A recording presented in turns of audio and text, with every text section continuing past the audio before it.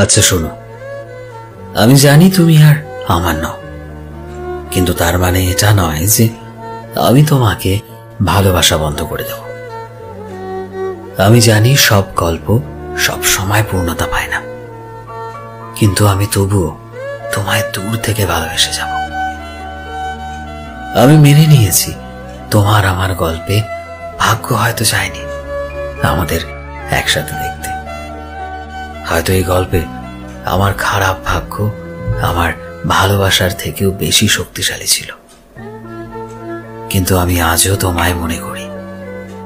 কিন্তু আমি বিশ্বাস করি যে কোনো না কোনো একদিন, কোনো না কোনো এক জগতে, কোথাও না কোথাও তোমায় আবার আমি খুঁজে পাব, এবং আমি ততক্ষণ অবধি তোমার অপেক্ষা করব।